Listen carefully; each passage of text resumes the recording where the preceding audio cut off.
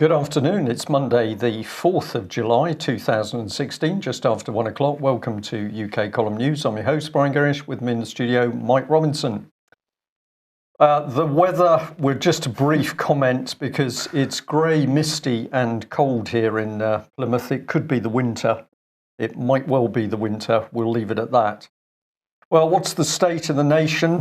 Britain is descending into chaos, and of course this was promised by David Cameron if we dare to vote Brexit. Yep. And let's look at this extraordinary article. We've shown others. We've had the students who were so depressed about Brexit they had to have counselling. But here we've got one of the most intellectual ladies in the country, Cambridge Don, and she was so appalled at the Brexit vote that she decided the only way to deal with it was to strip naked in one of the meetings. So I'm going to say she lacked the intellectual argument, so strips. Is this behaviour normal? I don't think it's normal behaviour, so what's causing it? But if you want to have a look at the article, her name is Victoria Bateman, and she's a lecturer in economics at Gonville and Caius College. And there she had Brexit leaves Britain naked emblazoned across her breasts and stomach. So this, of course, is the sort of university choosing our future leaders, future elite, and that's the standard. Yes. Move on. Move on. We'll move on to Nigel Farage because he has done his bit. Brian, he wants his life back. He said that the victory for the Leave side in the referendum means that his political ambition has been achieved. He said that he came to this struggle from business because he wanted the UK to be a self-governing nation, and he didn't do it to become a career politician.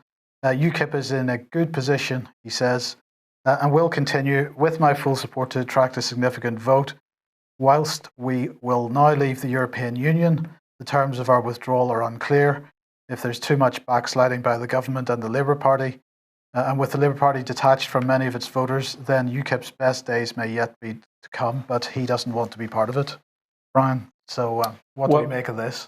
Well, it's very easy for me, Mike, because I've been approached for years by people saying to me, what do I think of Nigel Farage? And my reply has never changed, and that is that Nigel Farage was tasked to lead UKIP into the cul-de-sac. He was there to wave the banner, produce the rhetoric, but to actually make sure that UKIP didn't achieve what it could achieve.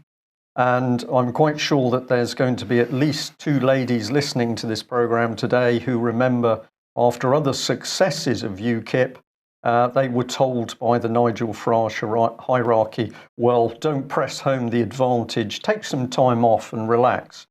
So this man has consistently failed to talk about any substance inside UK. He doesn't talk about what's going on in the courts. He's not talking about the unemployment. He's not talking about the breakdown of Britain's political structure. No, he's given the rhetoric speeches in the European Union. And of course, the Brexit vote does not mean we're outside the European Union. We're into a no man's land. And what does he do? You mentioned voters there. Well, he had 4 million UKIP voters. He's got 17 million Leave voters, and he doesn't want to press home the advantage and gather that strength. So now we've got a Conservative Party in the middle of a leadership election, the Labour Party possibly in the middle of a leadership election, UKIP now in the middle of a leadership election, Liberal Democrats, well, they don't count for anything since the 2015 Parliament because they were completely decimated following that lot. So this nation is ungoverned. It's ungovernable. Rudderless. Totally rudderless. We're not getting out of the European Union anytime soon. And Farage has done his bit. He's absolutely done his bit. Well, let's just have a look about how he might have done his bit, and we'll bring in Lily Allen. Now, I've got to be honest with viewers and listeners. I do not have a clue who this lady is. Probably best that way, Brian. But I've been very interested in this article, which was all about what she'd been tweeting. So let's have a look at what this lady was tweeting. Well, she'd been to a very interesting garden party, and she was very happy to tweet out that she's at the garden party and the great and the good are there. She says she's hoped she's not sitting next to Voldemort. But who have we got? Robert Murdoch and Rupert Nigel. Murdoch. Sorry, Rupert. I beg your pardon. Rupert Murdoch and Nigel Farage in close proximity. And what is going on here, Mike? Have you any idea? I don't really know, but I don't get a comfortable feeling. But then it gets better. So lots of credit to this lady because she took a little video. And here we've got Rupert with Nigel Farage and Liam Fox, who at the top table. At the top table, nice little cosy chat. And of course, when Nigel Farage disappeared over to New York, I think about a year ago, for a chat with top-level media people, we never did hear what was reported. So this is all very cosy. Liam Fox roughly putting his name forward to lead the Conservative Party. And of course, Liam Fox, who had to resign in disgrace because he was using one of his men, pretending that they were qualified to sit in on classified military government meetings. So mucky stuff, and let's take it a bit further because we've got this excellent Breitbart headline here with Sturgeon eyes reverse green line. I'm not really interested in that headline. What I am interested in is the embrace with Mr. Juncker. And the body language is interesting because that lady doesn't, I think, want to be too close to him. That's the impression I get. Certainly, it looks like her lower half is backed away from him. So let's remember this, because I tweeted this one out. Just fascinating. What was being whispered in Nigel Farage's ear? Was he kissing him? I don't think so. I think that was a whisper, clutching him to his bosom. What was actually discussed? I love you. You've done a good job. I love you. You've done a good job. You've played the game. You've taken those British anti-EU voters into a cul-de-sac. I think it's time for you to resign. Could be. Could be. Well, later on today at 4 o'clock, in fact, the non-withdrawal of the EU is going to be a matter of questioning by the European Union Select Committee. They're going to have the Right Honourable David Lidington MP, Minister for Europe, and the Right Honourable Oliver Letwin, who is, of course, the Chancellor of the Duchy of Lancaster, head of the Whitehall EU unit, and head of the Cabinet Office. So they are going to be there to answer questions on the implications of the vote to leave the EU. The ministers will discuss the outcome of the 20th of June European Council, the result of the EU referendum, and key issues with the withdrawal negotiations and the process by which the UK will withdraw from the European Union. So anybody interested in that, it starts at 4:05. It's in the committee room at Palace of Westminster. These things are usually streamed out live on parliamentlive.tv. Yeah, certainly people should be watching this because it gives impression of what's actually happening. Now, Mike, you pushed out some months ago that what we were going to see was a EU referendum psyop. That's clearly how it has played out step by step. We've now got people saying, well, we've won, we've got Brexit, we haven't got anything. They're talking about Article 50. They're not talking about repeal of the 1972 Act. And out of the woodwork comes Oliver Letwin. He's going to take us out, but it could take a very long time. We got Theresa May over the weekend saying, oh, Brexit could take a very long time. Stall, delay, lie, obfuscate. This is an EU referendum psyop designed to confuse the British public. And of course, while the debate goes on, what is the government doing? Locking us further into the EU mechanism. So the clock is going to strike 13, and let's have a look at Mr. Letwin. I tweeted this out over the weekend. Let's not forget that this man is NM Rothschild. Let's not forget that this man has been producing books talking about privatization of the world. And let's also not forget that this is the man who casually threw away classified documents in London waste bins, never brought to book for it. And this is the man that now we are to trust on Brexit negotiations. So an NM Rothschild banker, he's running the Cabinet Office, he's running the Tory party, he's running the Prime Minister, He's running the behavioural insights team. He's running the Brexit office. And Chancellor of the Duchy of Lancaster, which is significant because this puts him right in with the Queen's purse. So we say, who is this man and what is giving him the power? It's a one-man state at the moment, Oliver Letwin. Yes. Not appearing in the press in that capacity, though. No. No, other things which aren't appearing in the press. Brian, articles on Theresa May. This was fascinating. Kudos to Guido Fawkes for receiving the article. This an article on Theresa May and her huge successes as Home Secretary was published in the Telegraph, subsequently pulled from the Telegraph. The journalist who wrote the article, seeming to be so hacked off by the fact that the article was spiked, that he has sent the full text to Guido Fawkes for publication. What was fascinating to me, Brian, was that when the news of this article broke, this article being pulled broke, I got onto, it was showing as a 404 on the Telegraph website, but I got onto the Wayback Machine, and at that point they had a version of the original article in full on the Wayback Machine. 24 hours later, it was gone from the Wayback Machine. So I wonder who has the power to do that. Well, of course, we've seen David Cameron pulling Conservative Party election promises from the Tory Party website. So this is the British government. Over the weekend, Mike, I had several discussions with people talking about Brexit and what was happening. And I always said to those people, well, we're being governed by criminals. They're lying, they're cheating, they're into cover-up of child abuse.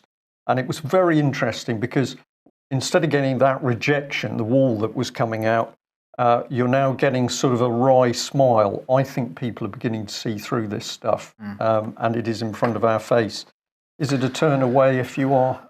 I would say so. Somebody, was impressed by this article being taken down that they wondered why Theresa May hadn't had this image taken down from Bing image search, the Bing search engine's image search. I think it is an impressive picture, and we've got to ask: is this who we want to be Prime Minister? Right. Well, perhaps she's just getting ready for the floods. She'll be out there in her wellies. Yeah, well, quite possibly. Yes. Now, a good question in The Guardian here. Anyone seen the Queen? Isn't she meant to unite us? Now, of course, the Queen isn't doing her job at the moment. Hasn't been doing her job for quite some time. In case anybody wonders what her job is, well, she took an oath at her coronation to uphold the laws and customs of the people, the Constitution. In other words, she represents not parliamentary sovereignty, because there is no such thing, but the sovereignty of the people of the nation. But she isn't doing that job. But what she is doing is just telling people to keep calm and carry on. Just get on with it. Keep calm, carry on. So she was speaking at the opening of the 5th session of the Scottish Parliament. She said, of course, we all live and work in an increasingly complex and demanding world where events and developments can and do take place at remarkable speed. And retaining the ability to stay calm and collected can be at times hard.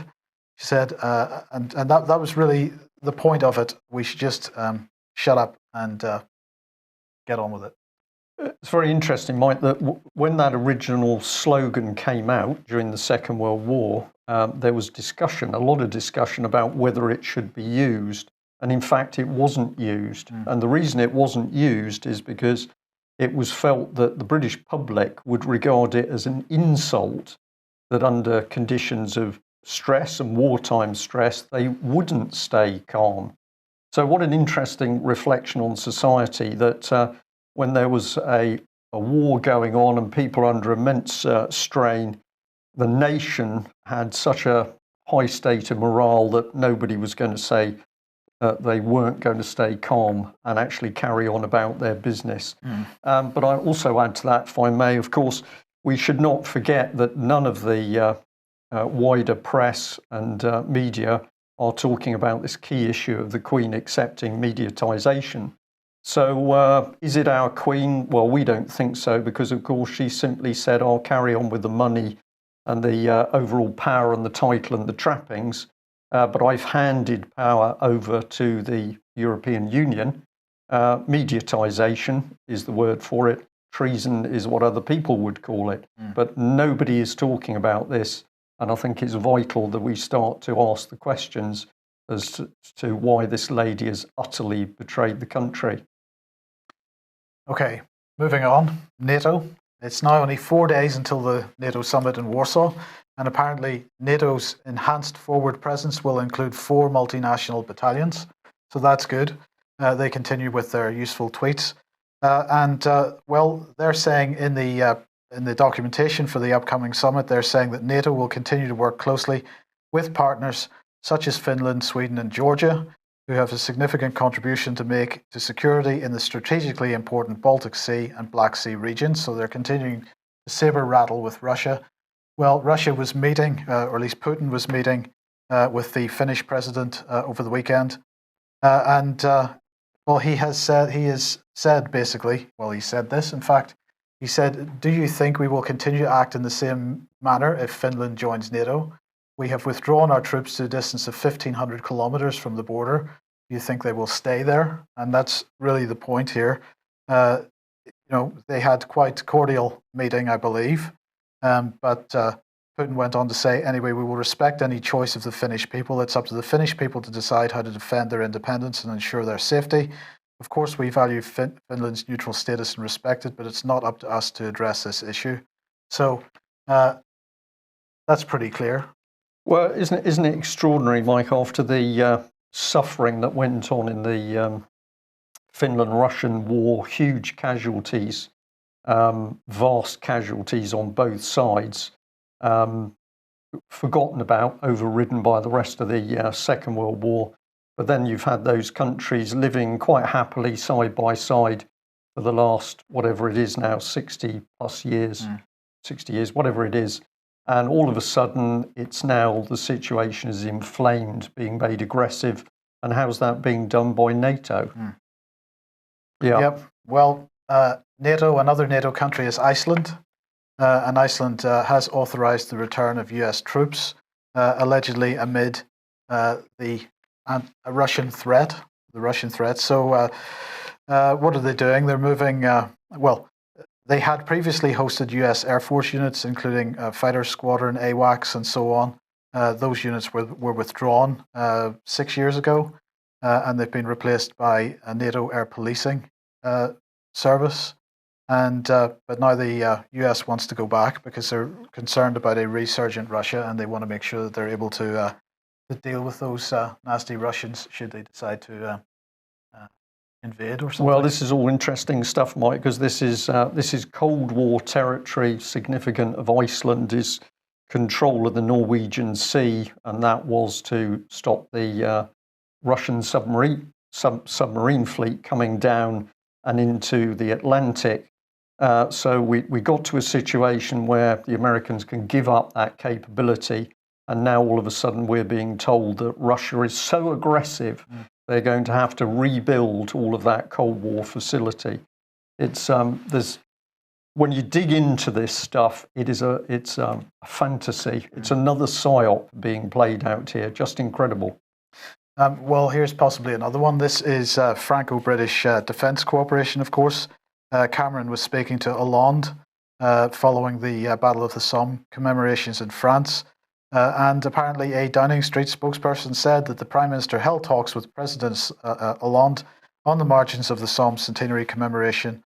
They agreed the bilateral relationship between the UK and France was enduring and strong, and that our defence and security cooperation in particular would continue to go from strength to strength based on the solid foundation of the Lancaster House Treaty.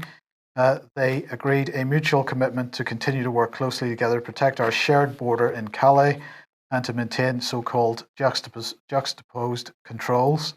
They discussed Hinkley Point and so on. And Cameron also reiterated his view that the UK should seek the closest possible relations with the EU, and in that context, the need for constructive post-referendum negotiations. But what's absolutely clear is that they are going to absolutely continue with this defence integration. Well, why have I captioned this? Soon Britain will be yours. Well, this is all part of the psyop, because what they are intentionally doing is putting Britain in a position where it's going to run rudderless for a period of time.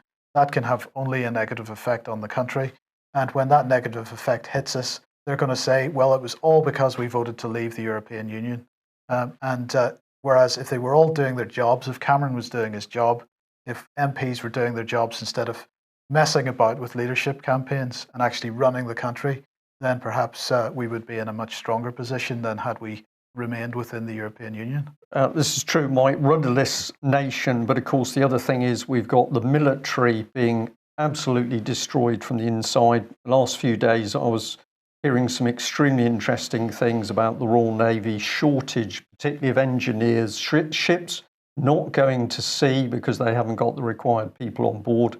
And some units, 60% of the manpower have got their notice in to leave the Navy as the result of morale being so bad. So this is the deliberate undermining of British armed forces. 2 aircraft carriers, well, 1.5 aircraft carriers, no aircraft. What they were aiming for was joint manning with the French.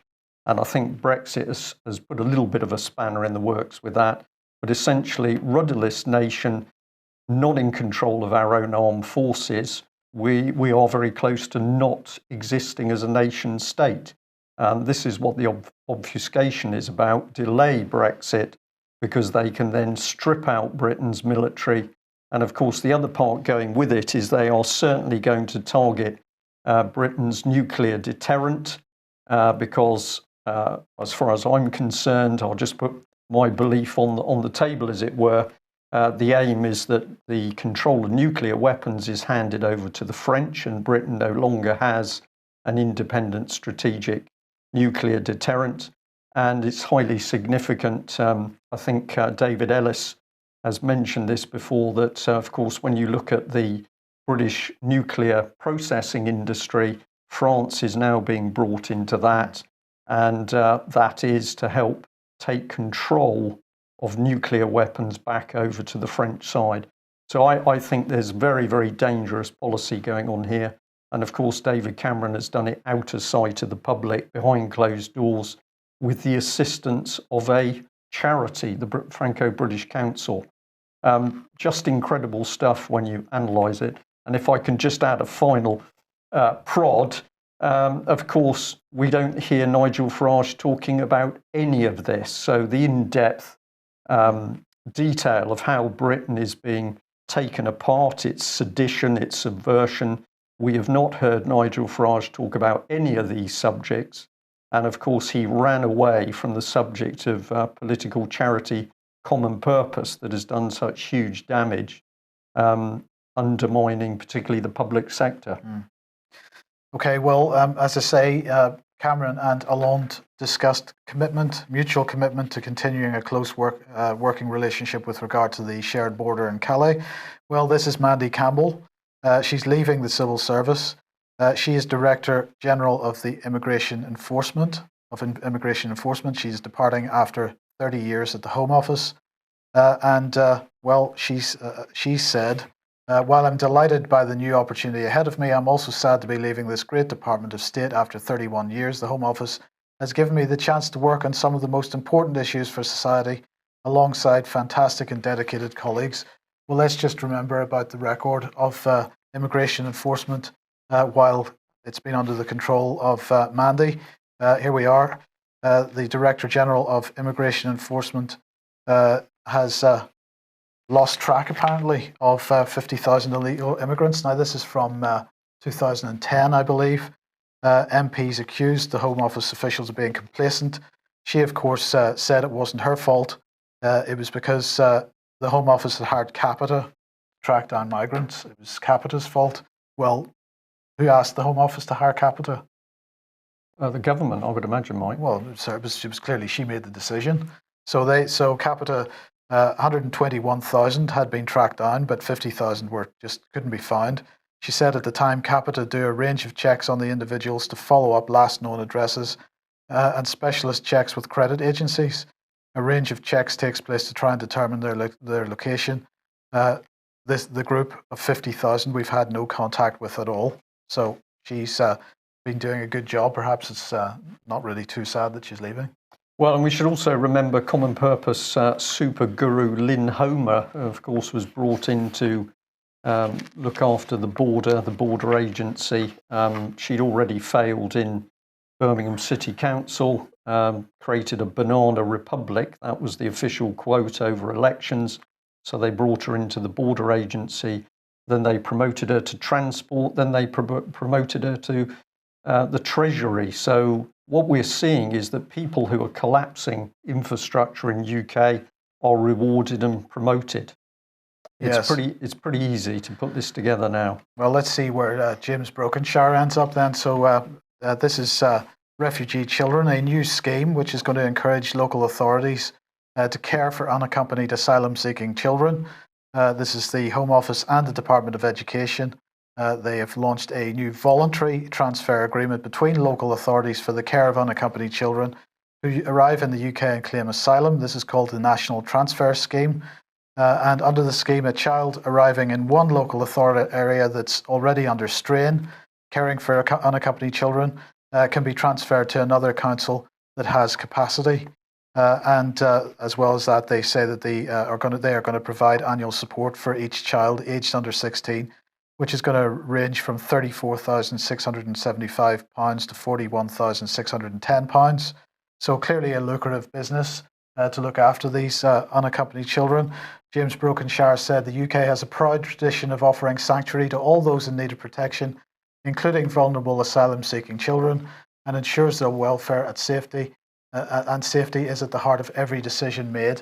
Well, it's only a couple of weeks since the Independent pointed out that 239 unaccompanied refugee children have disappeared from UK care in 2015. So clearly, Mr. Brokenshire not really living on the same planet as the rest of us. They were saying that the Independent was saying that these children were being taken into a life of slavery and exploitation. And of course, this was the point that I was trying to make when I wrote this post that you can find on my Facebook page, a challenge to Tim Farron MP, when I was making the point that 140,000 children go missing in the UK each year. Most of them, of course, as I say, return home. They're found, but not all. And the main problem is that some of them just disappear. And I was pointing out in this blog post on Facebook that in 2012, the All-Party Parliamentary Group for Runaway and Missing Children and Adults had described this. Well, they said there is a scandal going on in England involving children missing from care, and until recent cases of child sexual exploitation in Rochdale and other places put the spotlight on this issue, it was going on pretty much unnoticed. And according to that report, there are 68,000 children in care in the UK. The report said that the local authority with responsibility for a child is required to report on whether they have run away for more than 24 hours to the Department of Education once a year. Data for 2011 shows that 930 individual children went missing. Using this measure of going missing over 24 hours, police figures suggest 17,000 incidents and 5,000 individual children going missing from care every year. And then I go on to ask how many of these children return, how many of them end up being trafficked. The report says there are also major problems with the quality of data collected on trafficked children. The numbers recorded by CEOP, approximately 300 between 2007 and 2010, is widely thought to be the very tip of the iceberg, and the lack of robust and comprehensive data was also identified by the inquiry as a key obstacle to keeping these children safe. And the point of this blog post was to ask Tim Farron, who had been calling for these unaccompanied refugee children to be brought into this country. I simply asked Tim Farron, what was he going to do to keep track of these children and make sure that by the time they reach the age of 18 and they're coming out of the care system, that they're still safe and looked after. And of course, he hasn't had the guts to respond to that, either to me or to anybody else that wrote to him on this issue. We're already seeing 250 children going missing last year, and yet the government is now making it easier for children to be transferred from one local authority to another. What are the records? What's the record keeping going to be like? There are no records. We've gone through this several times, talking to the agencies such as CEOP. You ask for details of children missing or abused in care, and there's a stony silence, and we don't keep those sorts of statistics. We've even gone to the Home Office statisticians and said, okay, what information have you got on children missing and abused in care? And their answer is, we don't keep those statistics. And of course, the government doesn't keep those statistics because the government is absolutely aware that children in care are an ideal source of children for abuse. And this is why Westminster is covering up at the moment. So it's perhaps encouraging, should we say? I'm going to get a bit more cynical in a second. It's perhaps encouraging that the Children and Social Work Bill is in the House of Lords today for its committee stage. But, well, perhaps not. Because here we go. This is a bill to make provision about looked after children and to make other provision in relation to the welfare of children and to make provision about the regulation of social workers. And it discusses setting up a child safeguarding practice review panel. And so let's have a look at the events to be notified to the panel, because this panel is to give oversight to childcare services in the UK. Events to be notified to the panel. Number one, a local authority in England must notify the child safeguarding panel of any of the following that occur in their area. A, the death of a child who's known or suspected by the local authority to have been abused or neglected. B, serious harm to a child who is known or suspected by the local authority to have been abused or neglected. C, the death of a child who was looked after by a local authority. And D, the death of a child in a regulated setting. No mention of children that go missing. No mention of children that are trafficked. This is just nonsense in the light of what we've just reported. That's correct, Mike, but I'm going to say the trouble with nonsense is people then dismiss it. It was created for a reason. The bill has not been created for fun. It's been created because there's some devious purpose that the government has got in mind. I think it's all to help try and lever in a named person scheme south of the border. But if we really want to understand the sheer horrors of the system in UK and Scotland, we say England, Scotland, and now we know Ireland, we're going to remind people of the Brian and Janice Docherty case. If you have not heard the interviews which David Scott did with this couple, they're on the UK column website. We have had an extraordinary reaction from people who've listened. I think stunned is the word. And of course, what are we dealing here? We're dealing with a mum and dad who tried to protect their son from the advances of a person who certainly appeared to be a paedophile or with those tendencies, happy to pay £25,000 to abuse the child. But when mum and dad report this to the appropriate authorities, they are hounded, vilified, harassed, and ultimately their children are taken away. And to emphasise the point, there are absolutely no charges or accusations made against the Docherty family. They have done nothing wrong. They have simply reported the advances of a man who would certainly appear to have the abuse of children at heart. And for that, they have had their own children removed. If you haven't listened to that interview, please do. But as I've tweeted out, when you understand this story, it can happen to any parents in UK. The state, in order to cover up the abuse of children, simply takes away children and then vilifies the family. Is this Stalinist Russia? No. East Germany?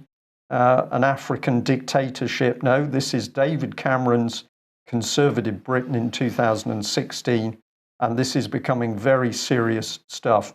There'll be more on the Dochertys, and we are saying that the public should be so concerned over this case that they ought to all wish to get involved in an open source investigation where we ask the questions of the public authorities and we make public the responses. I have to say, Mike, that Police Scotland to date appear particularly wobbly because they're either trying to hide behind data protection, we can't talk to you because of data protection, or else their media teams are so spooked they're putting the phone down. So Police Scotland, we've got Holly Gregg, we've got lots of other cases north of the border, something very dirty, mucky going on. Yeah, so anybody wanting to get involved in this, anything you discover, please send it along to this email address, dochertyinvestigation@ukcolumn.org. and that will distribute whatever you've discovered to the relevant people. Absolutely. Well, I'm pausing, Mike, because how do we get into the public mind the danger of what is happening in this country? If we've got a political system that's prepared to lie about the economy, that's one thing. If we've got a political system that's prepared to steal children in order to help protect child abusers, then we're moving into a very, very dangerous phase. And of course, let's remind ourselves that Prime Minister candidate Theresa May is absolutely centre of this, and she's controlling the biggest state spying ring ever seen, I think, in Western Europe. Pretty nasty story, this in the Mail. Wife fights for a share of ex's £175,000 payout for child abuse. This is £175,000 that he compensation that he was given for abuse that he suffered as a child. He considers this money as tainted money, so he put it into a trust fund for his children, and his divorced wife wants half of it under the divorce settlement. The danger of this, Brian, is that this could become a precedence case. Yeah. Just a nasty story. Sums up stuff happening in the country at the moment. Let's jump over to Mr. Alex Salmond, because he said something very, very interesting in the Independent. He's saying that the Jeremy Corbyn coup has been designed to stop him calling for Tony Blair's head after the Chilcot report. I find this very interesting. There's clearly no love lost between Alex Salmond and Tony Blair. What do you think of it? Off with his head. Okay, I think we know the answer to that one. Yeah. But we can't mention it. No, we can't. So we will also move on and just remind people, now this is going back, I think it was January 2010, Hutton Inquiry closed David Kelly's medical reports for 70 years. So let's just remember, as the Chilcot report is due to come out, that Hutton Inquiry closed those medical reports for 70 years. So this again gives us a good insight into the government, which is pure lies and deceit when necessary to deceive the public. Now, of course, many people have been waiting for the Chilcot report in the hope that this will open a pathway to Tony Blair ending up in the International Criminal Court in The Hague. They, unfortunately, as reported by The Independent yesterday, have decided that's not likely to happen. They aren't going to be looking at the whatever number of million of pages that there are in this report for anything about Blair or the legality or any war crimes with regard to Blair, but individual soldiers who were sent over there by Blair and who it's felt acted beyond their authority, shall we say, well, they might be prosecuted. But Blair is apparently made of Teflon. Well, I think I understand what this is about, Mike. I think this is a very cynical, nasty, devious tactic in order to stir up more trouble inside the armed forces. Yep. Because what is this going to do? It means that people serving at the moment are going to be extremely angry, and other people are going to say, well, I don't want to join the armed forces because I'm going to be stitched up by my own government. So I think part of this will be yet another attack to actually destroy Britain's armed forces, and they have to do that in order to allow the EU to continue to become the superstate. Right, okay, well here is the next man adding Teflon to Tony, because this is Robin Butler, Lord Butler, and he was the man who ran the 2004 review into the weapons of mass destruction intelligence. And he has said this, in fact, the Joint Intelligence Committee said to him, that's Tony Blair, the intelligence was sporadic and patchy. Then Blair said to the House of Commons that it was extensive, detailed and authoritative. That is where the inconsistency lay. I don't call that a lie. He may himself have thought it was extensive, detailed and authoritative, but it wasn't. Well, so it was just a mistake, Brian. Well, maybe Lord Butler doesn't actually know what a lie is, Mike. Maybe he's got a little bit of a dose of this. He doesn't know what a lie is, so he can't possibly say whether Blair lied or not. But it's pretty obvious he lied, isn't it? Because he was given the information and he told the Lords something completely different. Well, I mean, Lord Butler, it might be something to do with that hat. Okay, yes. Move on. Yes. Okay, so what's next? Tony Blair faces calls for impeachment. This isn't going to happen. This isn't going to happen. Impeachment is a process where Parliament, the House of Commons, acts against somebody who has broken the law. It's a common law process. First of all, the House of Commons wants to deny common law as much as it possibly can, so it's not going to impeach Tony Blair. Second of all, Parliament is in disarray. It couldn't organise the proverbial in a brewery. So there's no danger of this happening at all. But it creates turbulence. It keeps the public mind away from Europe. So I think the timing for this is absolutely beautiful. Yeah. Brexit and then Chilcot, and then let's play games that something's going to happen with Tony Blair. Yes. Okay, I wanted to attract everybody's attention to the City of London Corporation Open Spaces Bill. This is an interesting little piece of legislation which is going through Parliament at the moment. And it's interesting because it's a private bill. It's not a private member's bill. It's just a private bill. So what's a private bill? Well, these are bills which are usually promoted by organisations like local authorities or private companies to give themselves powers beyond or in conflict with the general law. Private bills only change the law as it applies to the specific individuals or organisations rather than the general public. Groups or individuals potentially affected by these changes can petition Parliament against the proposed bill and present their objections to committees of MPs and Lords. So what this is about is the fact that under the British Constitution, under British common law, human beings like you and I are assumed to have the right to do whatever we like unless it's prohibited by law.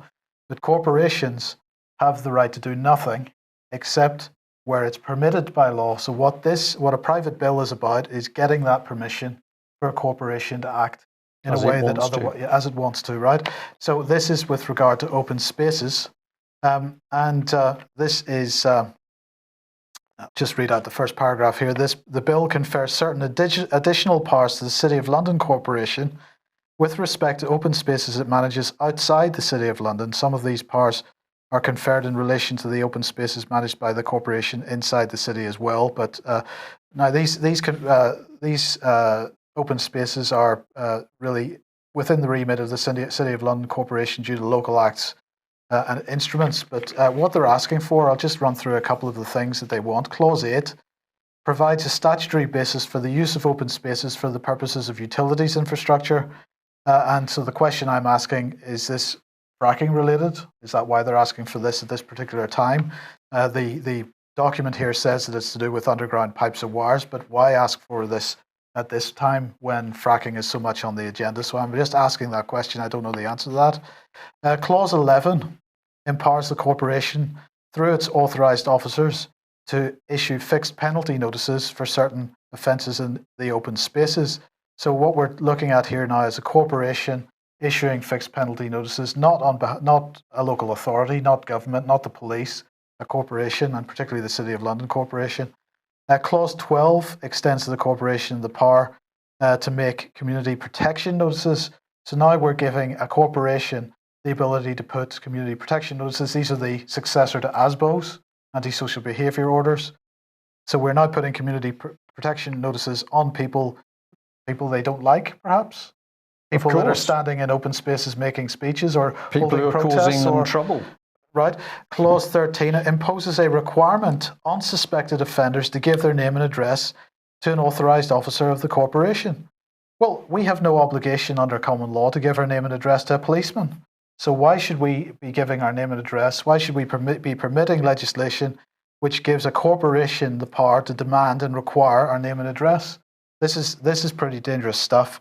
And it's coming in through the back door as usual. People would not be seeing this. It's not being talked about in the media. And this is the danger of the EU referendum and the psyop around it, because all the noise is being generated around that. All the noise is being generated around the leadership elections.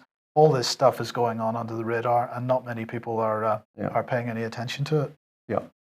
Right, well, as we come to the close of the news today, we better just mention the BBC, and I was intrigued that I tweeted out over the weekend this unbelievable BBC, well, it wasn't an interview, it was just a BBC reporter talking about Hillary Clinton, and there was nothing in it, Mike. There was no proper investigation or analysis of the mucky stuff that Hillary Clinton's been involved in. It was simply a nice bit of smoothing of the waters and, well, we don't think this will interrupt Hillary Clinton's campaign. So it was complete nothingness. But what I'd like to say is that it was very good to see that a lot of people picked up on it.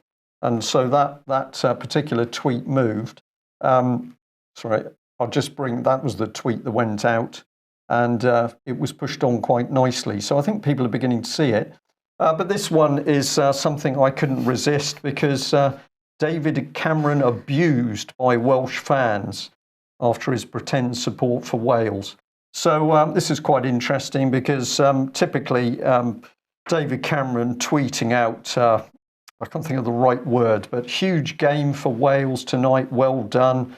And after the match, he's saying passion and pride shown, brilliant. But it was the comments by the Welsh people in response. You don't care about Wales, stop lying. So that was pretty to the point. Don't even think about pretending to support Wales. You lot haven't done so for the last 40 years. And the last one, excuse for UK column, piss off. Yes. So I think people are really starting to see through these people. You've been sussed. But we'll end on this note. I've labelled it Happiness as Organisations Set Up to Deal with Politicians. I've mentioned cuddling several times because, of course, we're not allowed to be nasty to our politicians. So we've got a cuddling agency which is offering dusk to dawn snuggles. They're charging £50 an hour. This is cuddling, Mike, £50 an hour or £450 for a dusk till dawn snuggle, 10:30 p.m. until 7 a.m. And I did tweet out a while ago that we could probably cuddle our politicians to death. So I wonder whether we might book David in for a snuggle. Well, we got to start a crowdfunding campaign for that. If we can possibly raise £450, we can get David in to be cuddled because those nasty Welsh people clearly don't like him. Well, we've ended on a bit of a humorous note, but if we look out across the country, as Mike has said, UK rapidly becoming without any sense of direction. And of course, this was the plan of the EU referendum PSYOP. So there will be no Brexit unless 17 million voters start to really pull their weight and the British government gets told what it now needs to do to get us clear of the EU. If it doesn't, what is the outcome? It's the EU superstate, and that will effectively be the clock striking 13. Thank you for joining us. We'll be back at the same time tomorrow. Bye-bye.